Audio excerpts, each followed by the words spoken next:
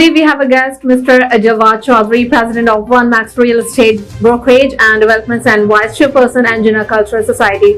Hello, Mr. Jawad Chaudary. How are you doing? Good morning. I'm well. How are you, Sana? I'm good. Thank you so much for your precious time. Can you please tell me what is the current situation of election in Canada? Well, currently we're between cycles. Our next election isn't until October of 2023. But with the permission of the new Governor General, the Prime Minister could call the election anytime he feels. Okay. What is the work environment and culture like in election Canada? Well, it's quite heated right now. We have a left-leaning government, and there's a good portion of the population here that's right-leaning, that are more conservative.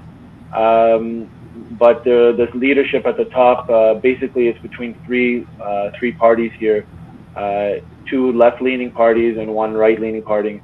The two left being the Liberal and the NDP party.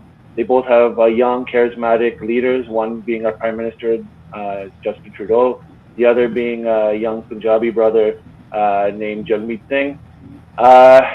It's quite turbulent because maybe some of the more traditional left-leaning or right-leaning people are feeling their country is being taken over, and but you know, it like everywhere in the world, there seems to be a little bit of tension between left and right these days. Okay, all right. Which party is? Do you think which party is favorite these days in public? Definitely the Liberals are ahead in most polls, and it feels like the general consensus is, at least in the urban areas, that they'll be re-electing Justin Trudeau.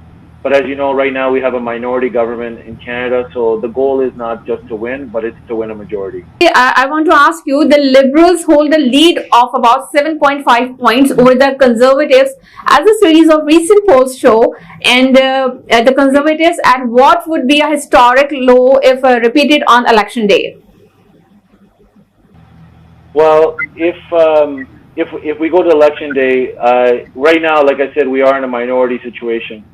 So although the Liberals hold a lead of 7.5 points, overall, if you look at it from the left and right leaning, the left is quite ahead because NDP does have quite a few seats, and as long as they have a coalition between the two, the Conservatives can't win. Okay. Jawad, can you tell me please, Bill C-19 is an act to amend the Canada Elections Act. What is your opinion regarding this bill? Look, it's a bit early right now. A lot of people are, pro or against it, but I would just say that, like any other bill that passes or comes through, there'll be a lot of amendments. So it's nothing to worry about. There's a lot of time between now and the finish line. So for anybody who's concerned, don't be.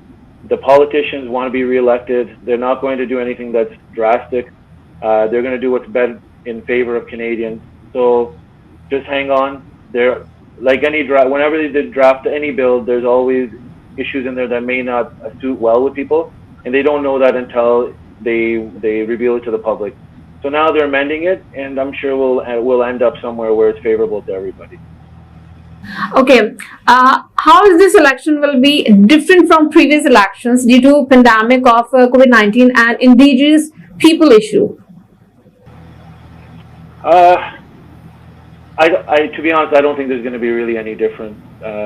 It's hard to get people to come out and vote anyways, so I don't think this is going to make any difference at all. I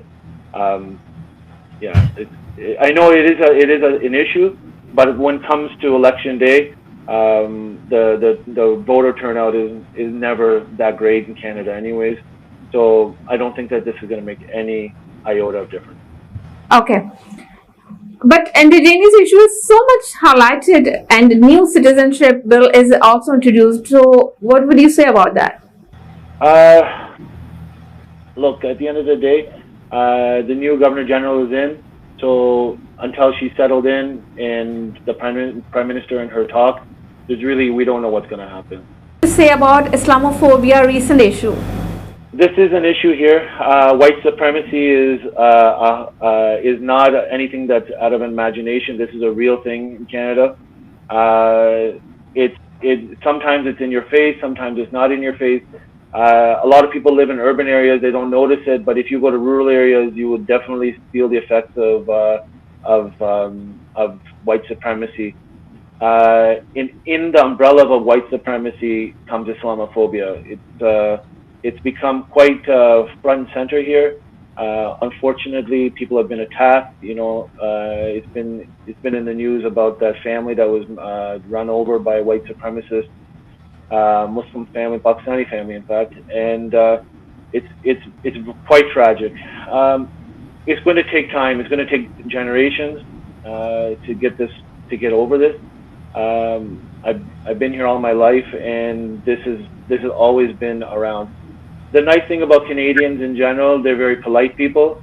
So even if they don't like you, or they don't like your skin color, they don't like your religion, they'll at least put a smile and then talk about you behind your back.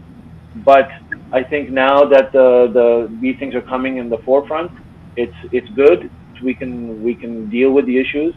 We have to open our hearts to our neighbors, show them what we are. We're expats, ex-Pakistanis living here. We're Muslims living here. And we have to show them that, we're just like them. We have the same issues. We have the same troubles. We have the ups and downs in our lives. And the only difference is maybe the way we pray to our gods. But ultimately, even to be honest, we have the same God. So it's just a matter of understanding. And I think over time, as the next generation comes, they'll get better and better. But unfortunately, there is extremism in the world, but even in Canada. Okay. Do you think government is doing well to reduce this Islamophobia issue through House of Commons? Yeah, of course, they're doing very well. I mean, there's never been more minority ministers in the history of Canada. There's minorities being elected to Parliament and all over the nation. Now, what's really important is that they're not only acknowledging it. The Prime Minister was actually not the Prime Minister. All the leaders of all the parties were even at the funerals or for the London victims, of the London, Ontario victims for that attack that occurred. So in the past, people would just put a blind eye to it, and they would joke. Even the people in power would joke about it. And but now I think it's becoming more accepted. And if the leaders show tolerance, the general public will follow them. Okay. Can you please explain the way of election campaigns in Canada?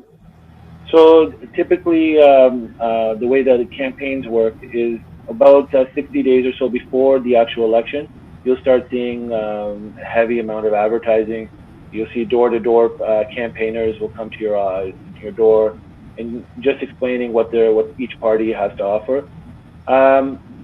It's not very dirty. It's quite clean, the politics here, in comparison to many other places. And every once in a while, you start seeing some hate ads and whatnot for advertising. But generally, the public here does not like that, and it doesn't poll very well. It does get a reaction, so sometimes politicians like to do that. But typically, it's not in the Canadian culture to do that. It's more fun. It's more trying to be inclusive to everybody. And politics is never clean, but it's as clean as it can get, I think, here. Political communities really think for some change in government? Well, it's hard to say. I'm a little one here. It's hard to say what's going to happen coming into the next election. The mayor here is quite popular, and so it'd be tough to knock him off his seat. But there seems to be some pretty heavy candidates coming in to fight against him. Okay. How do you see a new appointment of Governor General from indigenous people? Is it a part of political strategy? It probably is. but it regardless of how you get to there to the finish line, the main thing is that we got there, and it's wonderful. It's one of the best news I've heard in my life when it comes to this. Um, I've grown up here, and I've always thought to myself, why is it always a Frenchman, a French woman being the Governor General of Canada? And I understand the position requires you to be bilingual, but what a fantastic news that somebody of the indigenous community has been chosen, and hopefully this rises everybody in the indigenous community to come up. Unfortunately, many of them have opportunities, but they don't take them because they either maybe there's no confidence to take the opportunities, or the culture doesn't allow them to take those opportunities. So maybe when they see that the head of the country technically is now an indigenous person. Okay, Jawad, conservatives are hopeful, but liberals are also motivated. I would like your concluding remarks to sum up the coming election in Canada. Well, look, the coming election, although it's more rumors than it is anything else, so we'll see how it goes. The liberals could call an election, but I would say probably unlikely for now. I know that there's a lot of push for them to do it in the fall. They do have a lead, and they're building a bit of a lead now, but I think they're going to have to wait to see once all this pandemic is over, because if you send people to the polls now with all these COVID restrictions in Canada still happening, people are not going to be happy about this, and it could come out to be a negative effect on the Prime Minister.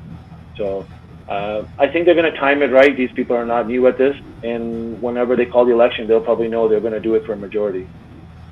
All right. Thank you so much, Jawad Chaudary, for your precious time. Have a good day. Keep watching Voice of Canada for further updates. Visit our website, voiceofcanada.tv.